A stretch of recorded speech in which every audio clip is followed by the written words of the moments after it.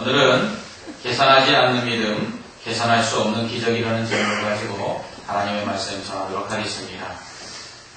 오늘은 말씀드린 것처럼 어린이날입니다.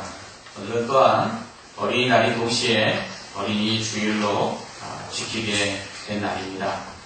어린이는 소중합니다. 그리고 존중받고 또 보호되어야 될 대상입니다.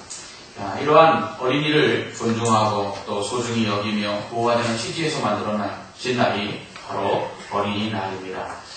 저는 오랜동안 어린이 사역을 했지만 지금도 어린 아이들을 보기만 해도 참 좋습니다. 이란 저분이겠습니까? 아이들 싫어하는 사람이 있을까요? 아이들의 웃는 얼굴과 미소를 보기만 해도 피로가 확 사라지는 것을 느낄 수 있습니다. 누군가 5월의 꽃은 장미가 아니라 어린이다 라고 했습니다. 그렇습니다. 아이들은 보는 것만으로도 즐겁고 기쁩니다. 왜 우리가 아이들을 보면 꽃보다 더 그 아이들이 이쁘고 아름다울까요? 그것은 그들이 우리의 희망이기 때문입니다. 어린이는 우리의 미래이며 또 소망입니다. 지금은 비록 어리지만 얼마 있지 않으면 우리를 이어 그들은 종교, 정치, 경제, 교육, 사회 전반을 거쳐 모든 자리를 차지하고 운영할 것입니다. 얼마 있지 않으면 그들 중에 목사도 선교사도 나올 것이고, 그리고 대통령과 정치인들도, 그리고 기업가도, 그리고 학자나 과학자도, 그리고 대법원장도 그들 중에 나올 것입니다. 그러므로 우리는 그들이 잘 자라도록 보호하고 양육해야 할 책임이 있습니다. 하지만 이렇게 소중한 어린이들이 보호받지 못하고 어른들의 폭력에 희생되거나 사회적 무관심에 방치되고 있습니다. 2008년 12월 11일 우리는 너무나도 어처구니 없는 잔인한 일을 경험했습니다. 학교에 등교하던 8살짜리 여자아이가 유괴되어 화장실에서 강간 상해를 당하여 장기와 그리고 신체 일부를 절단해내야 하는 상처를 입는 일이 발생했습니다. 당시 범인은 56세의 조두순으로 사건 당시 만취 상태에서 일을 저질렀다고 하여서 그렇게 흉악무도한 죄를 범하고도 12년이 흠밖에 가지 못했습니다. 그래서 형량이 가볍다는 이유로 상고했지만 기각되었습니다. 2007년 12월에는 4살밖에 되지 않는 여자아이를 42세의 남성이 성폭행하는 일이 일어났습니다. 뿐만 아니라 계속해서 이러한 일들이 우리 주변에서 끊이지 않고 발생하고 있습니다.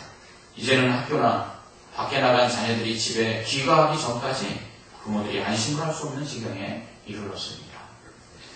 비단 이러한 아동에 대한 폭력은 집 밖에서만 이루어지는 것이 아니라 집안에서도 이루어지고 있습니다. 자기 친자녀들을 폭행하는 부모들이 있는가 하면 나날이 늘어나는 결손 과정 속에서 우리의 아이들이 방치되고 있습니다. 우리는 다시금 우리의 미래로 희망인 어린이들에 대한 관심과 보호 그리고 사랑을 실천해야 할 것입니다. 우리가 어린이에 대하여 큰 관심을 갖고 있는 것처럼 보이지만 사실 1900년 초기까지만 해도 어린이라는 말을 조차 사용된 적이 없습니다. 1923년 5월 1일 비로소 소파 방종환 선생님께서 노동절에 맞추어 첫 어린이날 기념식을 거행하면서 어린이날이 시작되었고 이때부터 어린이라는 단어가 공식적으로 사용되기 시작했습니다. 그리고 1973년에 이르러서야 기념일로 제정이 되었고 1975년에서야 비로소 공휴일로 제정되어 지금처럼 쉬고 있는 것입니다. 그러니까 90년 전만 해도 이 나라에서는 어린아이라는 말도 없었고 어린이에 대한 관심도 없었습니다. 어린이로 한 인격체로서 어른과 동등한 권리를 갖는다는 어린이의 인권을 인정하고 어린이를 나라의 미래라는 또 주인이라는 의식을 갖게 된 것이 고작 90년도 채 되지 않는다는 것입니다. 이것은 비단 우리나라의 일만이 아닙니다. 고대부터 현대까지 어린이들은 무시당하고 부당한 대우를 받았습니다. 산업혁명 이후 영국에서는 미성년자와 부모가 없는 어린 부하들을 대거 합숙시키며 부당하게 노동력을 착취했습니다. 기록에 의하면 5살짜리가 노동을 했다고 합니다. 1901년이 되어서야 12세 미만의 아동을 모든 산업에서 고용하지 못하는 어린이 노동 금지법이 영국에서 시행되었습니다. 그러나 지금도 아프리카와 같은 지역에서는 하루 한 끼 먹을 정도의 임금으로 흙 벽돌을 만들거나 몸집이 작은 아이들을 톡을 깊이 내려보내 금을 캐내는 등의 어린이들을 대상으로 하는 노동력 착취가 여전히 일어나고 있습니다. 남미 에콰도르의 에스테반 메넨데즈라는 10살의 소년은 바나나 농장에서 하루 종일 바나나를 따고 꾸러미로 먹는 일을 하지만 그가 쥐는 돈은 고작 하루에 3달러, 한 4,000원 정도입니다. 그런데 이 10살짜리 아이가 번 그 돈이 그 가족의 하루 생계비라는 것입니다. 뿐만 아니라 수많은 어린이들이 가난과 굶주림과 에이즈와 같은 질병과 성매매와 인신매매 등의 위험에 노출되어 있거나 희생당하고 있습니다. 유엔의 보고에 따르면 사하라 이남 아프리카에서 태어나는 어린이의 20%가 5살이 되기 전에 사망한다고 밝히고 있습니다. 1일 2회 이상 끼니를 거르는 18세 미만의 청소년과 어린아이들을 결식아동이라고 부릅니다. 서울시가 발표한 자료에 의하면 2010년 결식아동의 수는 490만 명에 이른다고 합니다. 이처럼 전 세계적으로 수많은 어린이들이 부모를 잃고 전쟁으로, 굶주림으로, 질병으로, 부당한 대우 속에서 배고픔과 죽음의 위협 아래에서 비참하게 살거나 죽어가고 있습니다. 우리는 이러한 어린이들을 사랑하고 보호할 책임이 있습니다. 마음대로 계획하고 있는 것 중에 하나가 교회적으로, 교회 안에서와 또 우리 나라 안에서, 그리고 세계적인 연계 속에서 어려운 환경 속에 있는 어린이들과 자매교류를 맺고 기도와 후원을 하는 운동을 벌이고자 하는 것입니다. 현재 유니세프, 월드비전, 한국컴패션, 프렌드 아시아, 월드투게더 등과 같은 단체들이 국제 입양과 자매교류 운동을 펼치고 있습니다. 매월 3만원씩만 지원하면 아이들이 한 달 동안 먹고 교육받을 기회를 제공해 줄 수 있다고 합니다. 교회적으로 이러한 단체들과 연계해서 어려운 환경 속에 있는 어린아이들을 돕고자 하는 것이 제 목회의 한 계획이기도 합니다. 아울러 우리 교회 안에도 도울 어린이들이 있습니다. 경제적인 면에서도 그렇지만 한부모 가정이나 조부모 가정에서 자라는 어린이나 청소년들이 있습니다. 이러한 아이들이 교회 안에서 자매교회 관계를 맺어 함께 식사를 하거나 여행을 다니거나 상담을 하면서 그들이 처한 환경으로 인해 경험할 수 없는 사랑을 경험하게 하고 그들도 하나님이 얼마나 귀하게 여기시는지 느낄 수 있도록 돕고 싶습니다. 어린이와 청소년들이 우리의 미래요 희망이라고 말만 하지 말고 정말 그들을 존중하고 사랑하며 보호해야 할 것입니다. 뿐만 아니라 우리는 그들의 영혼도 책임져야 합니다. 아무리 그들에게 먹을 것을 제공하고 교육의 기회를 준다 하여도 그 영혼들이 구원받지 못한다면 그것은 진정으로 그들을 사랑한다고 할 수 없을 것입니다. 제가 국제적으로나 우리나라 또는 교회 안에서 자매 결연을 통해서 어려운 아이들과 관계를 맺으려는 가장 큰 의도 중에 하나는 그들을 구원하고자 하는 목적 때문입니다. 또한 그들을 믿음 안에서 계속해서 자라가도록 돕기 위해서입니다. 점점 다음 세대들을 전도하는 일이나 믿음 안에서 양육하는 일들이 힘들어지고 있습니다. 교회 학교가 점점 약해지고 있습니다. 유치부, 초등부, 중고등부를 비롯하여 청년들의 수가 점점 줄고 있습니다. 교회의 미래인 다음 세대들이 교회를 찾지 않으며 오히려 떠나고 있습니다. 대책이 필요합니다. 그런 면에서 제가 교회 학교를 어떻게 부흥시키고 또 지속적으로 신앙 안에서 자라도록 교육할 수 있을까 고민하면서 생각해낸 것이 바로 교회 안에서 다음 세대들과 기성세대들의 신앙적 자매교련입니다. 그래서 어린이와 장로님, 청소년과 권사님, 청년과 안수집사님 등을 같이 연결시켜주는 것입니다. 그래서 서로 영적인 면에서 대화를 하고 상담도 하며 기성세대가 다음 세대들을 신앙으로 안내하는 가이드 역할을 해주는 것입니다. 교사들이 이러한 역할을 해주지만 부족한 것을 늘 경험하게 됩니다. 이렇게 하면 1대1로 만나거나 연락하면서 좀 더 깊은 관계 속에서 신앙적인 멘토링이 이루어질 것입니다. 교회 학교에서는 이러한 사역을 적극적으로 검토해보고 실천해보면 좋을 것 같습니다. 지금 자라고 있는 다음 세대들 보면 참 고민이 많습니다. 더 다양하고 복잡해진 세상에 적응하며 살아야 하니 보다 단순했던 세상을 살았던 우리 기성세대보다 더 힘든 것 같습니다. 그런데 그러한 인생의 고민과 어려움을 극복해내는 방법은 시대가 바뀌어도 여전히 하나님을 의지하는 믿음밖에 없습니다. 그러므로 그들에게 하나님을 의지하고 믿음 안에서 오직 말씀과 기도로 살아가며 같은 믿음을 가진 공동체의 도움을 받으며 살아가야 한다는 것을 가르쳐 줘야 합니다. 이것이 우리가 다음 세대들을 위해 해야 할 일입니다. 오늘 본문은 다음 세대에게 우리가 무엇을 줘야 하는지에 대해서 성경적인 답변을 우리에게 주고 있습니다. 예수님 당시에도 어린아이들은 무시의 대상이었습니다. 예수님 당시에 어린이와 여자들은 사람 취급을 받지 못했습니다. 수에 치지 못했습니다. 어린이와 여자들이 함께 있어도 성인 남자들만 수를 세웠습니다. 마태복음에서는 예수님의 기적으로 말미암아 많은 사람들이 음식을 먹었을 때 그 수를 세웠는데 남자만 5,000이나 되었다라고 기록하고 있습니다. 그렇다면 예수님께서 말씀하실 때 남자들만 있었을까요? 아닙니다. 분명 여자와 어린이도 있었습니다. 오늘 본문에는 물고기 2마리와 보리떡 5개를 가져온 어린아이가 있었다고 기록하고 있습니다. 본문의 말씀은 예수님의 말씀을 들으려고 나온 사람들이 굶주렸을 때 예수님께서 제자들에게 먹을 것을 주라고 하심으로 인해 일어납니다. 많은 사람들이 예수님의 말씀을 들었습니다. 얼마나 열심히 예수님의 말씀을 들었는지 밥도 먹지 못한 채로 저녁이 되어 달이 저물고 있었습니다. 예수님은 제자 빌립에게 이 사람들을 위하여 우리가 어디에 가서 떡을 사서 먹일 수 있겠느냐라고 물으십니다. 이렇게 말씀하시면 빌립을 시험코자 하심이었습니다. 이 빌립은 각 사람에게 조금씩 먹일지라도 배불리 먹이지는 못할지라도 조금씩만 먹인다 할지라도 200데나리온의 떡이 부족할 것입니다 라고 말합니다. 200데나리온이라는 것은 잠정 한 사람이 200일 동안 쉬지 않고 먹지도 않고 벌어야 될 돈입니다. 1년치 연봉에 해당하는 돈입니다. 얼마나 많은 사람들이 그 자리에 있었는지 우리는 알 수가 있습니다. 빌립은 예수님의 그 질문이 시험이었음을 알지 못했습니다. 그러나 그는 그 시험에 또한 통과하지 못했습니다. 주님이 원하시는 답은 무엇이었겠습니까? 주님, 뭐하러 떡을 사나갑니까? 여긴 떡을 파는 것도 없고 떡을 살 돈도 우리에게 없습니다. 하지만 주님이 계시지 않습니까?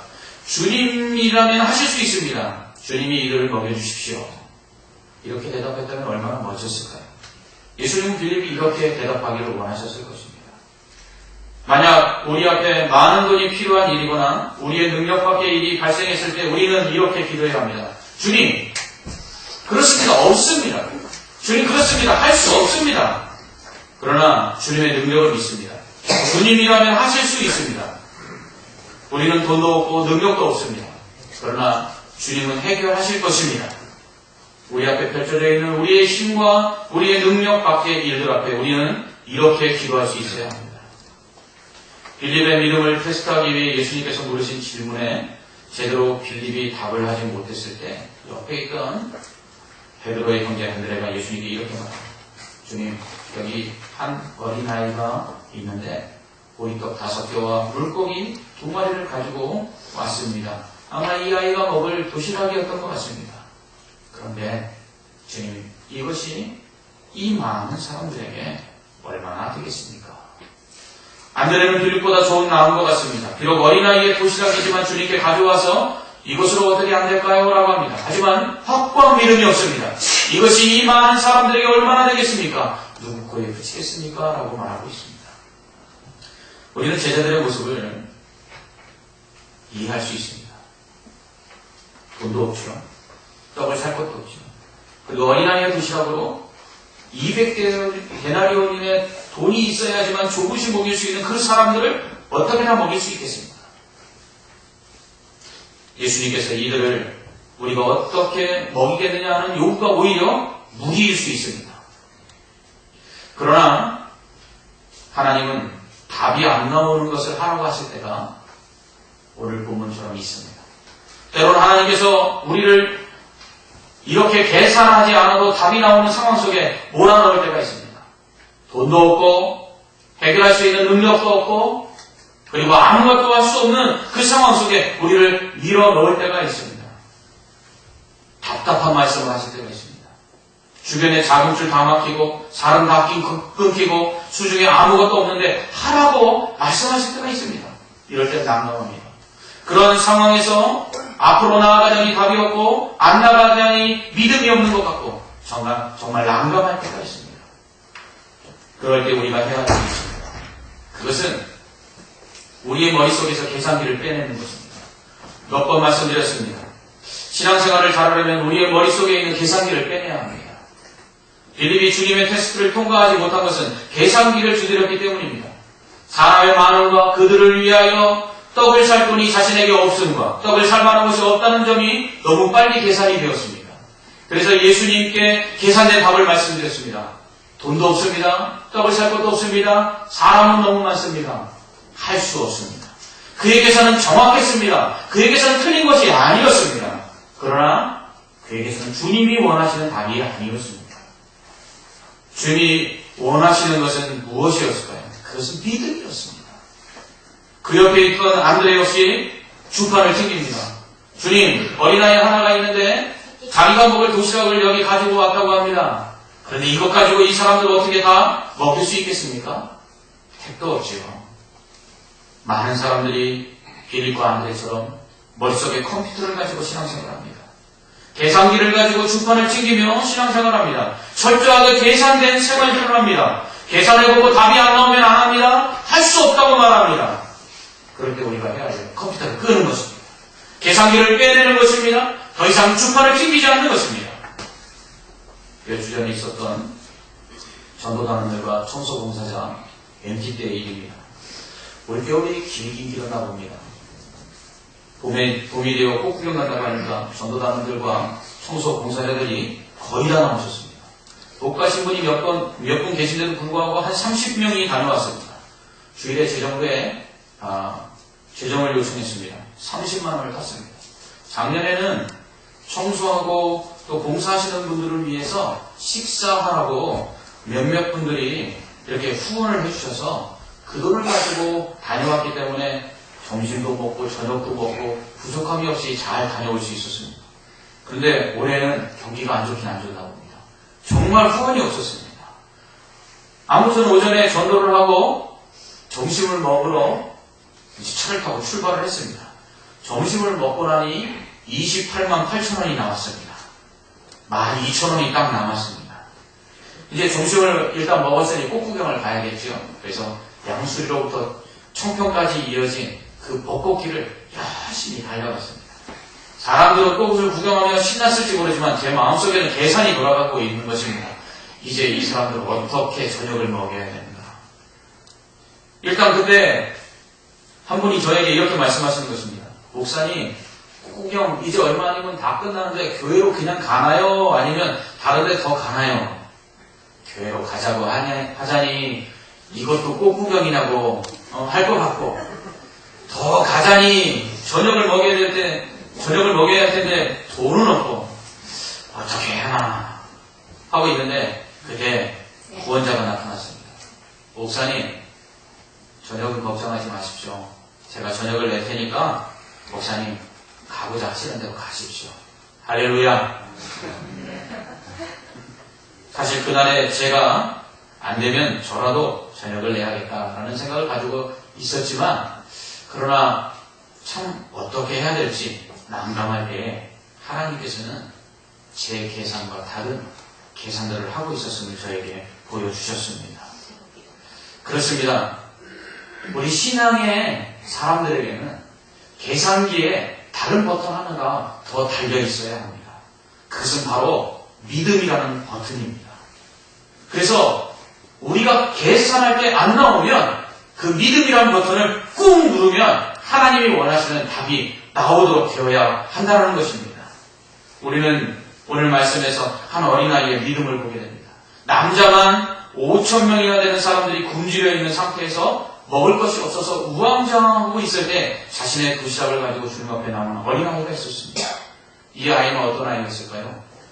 아마 부모님 따라서 예수님 말씀을 들으려고 왔던 아이일 것입니다. 사실 예수님의 말씀보다 엄마가 싸준 물고기 2마리와 보리떡 5개 이 도시락 까먹고 싶어서 엄마를 따라왔을지도 모릅니다. 그러나 예수님을 예수님의 말씀은 길어지고 밥을 먹으라는 이야기는 없고 저녁이 다 되어서야 드디어 예수님의 말씀이 끝났습니다. 이제 먹을 때가 됐구나 하고 생각하고 있을 때 사람들이 웅성거립니다. 먹을 것이 없다는 소식이 들립니다.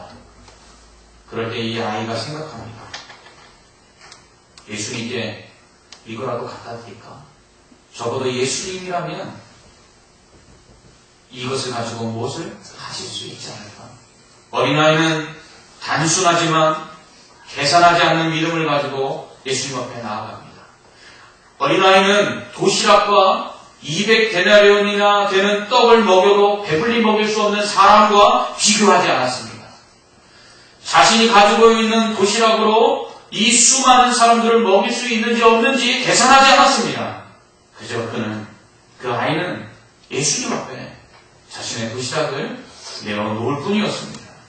예수님은 이 아이의 믿음을 보신 것입니다. 여러분, 예수님의 그 기적의 역사 속에는 반드시 믿음이 필요했습니다. 귀신 들린 딸을 고쳐달라는 수로버니게 여인의 간증을 들으셨을 때도 그 여인의 믿음을 보시고 그 딸을 고쳐주셨습니다. 12년 동안 혈루병이 걸린 여인의 주님의 옷자락만 만져도 낫겠다는 그 믿음을 보시고 그 병을 고쳐주셨습니다. 중풍병자가 병이 들어서 친구들이 지붕을 뚫고 중풍병자를 내려보냈을 때 그 친구들과 그의 믿음을 보시고 그를 고쳐주셨습니다. 예수님의 기적에는 믿음이 필요했습니다. 예수님은 지금 물고기 2마리와 보리떡 5개로 5,000명이나 되는 사람들을 먹이셨는데 이 기적에는 바로 믿음이 있었습니다. 그것은 어린아이의 믿음입니다. 어린아이의 믿음 때문에 이 기적이 일어난 것입니다. 예수님은 능치 못함이 없는 분입니다. 그것을 옆에 따라다니던 제자들은 믿지 못했습니다. 그러나 어머니와 함께 말씀 들으러 따라왔던 이 아이는 예수님이 전능하신 하나님이심을 믿었습니다. 그래서 자신의 도시락을 가지고 주님 앞에 나아간 것입니다. 그 도시락이 이 수많은 사람들을 먹을 수 있는지 없는지 그는 계산하지 않았습니다.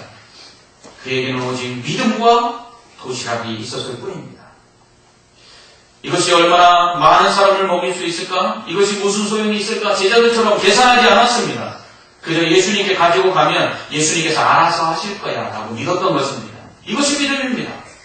이렇게 계산하지 않는 믿음의 결과는 무엇입니까? 계산될 수 없는 기적이었습니다. 어떻게 물고기 2마리와 보리떡 5개로 남자만 5,000명이 먹을 수 있습니까? 여러분, 계산이 될 수 없습니다. 사람이 물고기 1마리씩 먹거나 보리떡 하나씩 먹으면 7명이 먹으면 전부입니다. 그런데 그 7명이 먹고도 부족할 만한 보리떡 5개와 물고기 2마리가 남자만 5,000명. 여기에 어린아이와 여자까지 더하면 최소 10,000명 이상이 먹고도 12바구니가 남았습니다. 여러분은 어떻게 계산하고 계십니까? 어떻게 물고기 2마리 더하기 보리떡 5개가 남자만 5,000명을 먹을 수 있습니까? 계산이 되지 않습니다. 그런데 그런 답이 나왔습니다. 그렇다면 이 계산은 어떻게 해야만 가능할까요? 거기에는 믿음이라는 것이 필요하다는 것입니다. 보리떡 5개 더하기 물고기 2 더하기 믿음은 남자만 5,000명이 먹고 12바구니가 남는 결과를 가져오는 것입니다. 어린아이라고 무시하지 마십시오. 어린아이의 믿음이 어른의 믿음보다 더 나은 것입니다. 어린아이의 계산하지 않는 믿음이 계산할 수 없는 기적을 일으킨 것입니다. 그러므로 우리도 어린아이처럼 계산하지 않는 믿음을 가져야 합니다. 그리고 우리의 다음 세대들에게 이 어린이의 믿음을 갖도록 이 믿음을 물려줘야 합니다. 요즘 어린이들도 얼마나 계산적인지요. 학원과 교회를 놓고 잽니다. 학교 성적과 교회를 놓고 줄다리기 합니다. 수련회와 보충학습을 놓고 계산합니다. 뭐가 더 이득일지. 만약 우리 아이들이 이러한 계산적인 신앙인으로 자라난다면 이들을 통해서는 기적은 일어날 수 없다는 것입니다. 없어도 되고 부족해도 된다고 가르쳐야 합니다. 주님을 믿는 믿음만 있으면 된다고 가르쳐야 합니다. 1 더하기 1이 2가 아니라 1 더하기 1이 믿음을 더하기만 하면 무한대가 된다는 것을 가르쳐줘야 합니다. 오병이어의 기적에서는 어린아이가 배제되지 않습니다. 아니, 어린아이를 통해 기적이 일어납니다. 부모를 따라왔던 어린이가 주님의 말씀을 들었습니다. 주님의 말씀을 듣고 믿음으로 자신의 도시락을 주님께 드리는 헌신을 통해서 기적이 일어났습니다. 주님은 어린이의 헌신도 받으십니다. 주님은 어린이의 믿음의 헌신을 통해 역사하십니다. 이런 믿음의 다음 세대, 헌신하는 다음 세대가 우리 교회 안에 넘쳐나기를 원합니다. 아멘입니까? 이런 믿음의 다음 세대들을 길러내야 합니다. 계산하지 않는 믿음의 다음 세대를 통해 하나님은 우리 교회와 한국교회에 계산할 수 없는 하나님의 기적이 일어나게 하시는 것입니다. 그러므로 우리의 다음 세대를 주님의 말씀을 듣는 세대로 기도합니다. 주님의 말씀이 믿음을 자라게 하는 것입니다. 부모를 따라 물고기 2마리, 보리떡 5개, 도시락 까먹으러 예수님께 왔던 그 아이가 예수님의 말씀을 들었을 때 믿음이 생겨나는 것입니다. 그 믿음은 주님은 전능하시다는 믿음입니다. 주님은 전능하시기 때문에 못하실 일이 없다는 믿음입니다. 계산된 믿음이 아니라 계산하지 않는 믿음입니다. 기적을 믿는 다음 세대로 일으켜야 합니다. 오늘날 아이들은 희망도 없고 소망도 없습니다. 왜요? 기적을 믿지 않기 때문에 그렇습니다. 그들은 노력하는 만큼 주어진다라고 생각합니다. 할 수 있는 만큼 된다라고 생각합니다. 하지만 자신의 할 수 없음과 무능력 앞에서 그렇기 때문에 포기합니다. 하지만 믿음의 사람은 그렇지 않습니다. 나는 할 수 없고 나는 가진 것이 없고 나는 무능하지만 그러나 하나님은 전능하시고 그 하나님을 믿고 나아가면 나를 통해 기적이 일어날 것을 확신하는 그런 믿음의 세대가 필요합니다. 아무리 수많은 다음 세대가 교회 안에 있어도 그들이 구름대와 같이 있다 할지라도 믿음이 없는 다음 세대를 통해서는 교회 소망이 없습니다. 계산하는 믿음을 가지고 있는 사람들을 통해서는 다음 세대의 기적을 기대할 수가 없는 것입니다. 기적은 어린아이가 할지라도 주님의 전능하심을 믿고 작은 손을 내밀어 기도하며 그리고 자신의 그 연약함을 주님 앞에 내어드리고 물고기 2마리와 보리떡 5개 같은 그러한 보잘것없는 것들을 주님 쓰십시오 하고 헌신하는 자를 통해서 일어나는 것입니다. 사랑하는 성도 여러분, 지금도 계산하고 사십니까?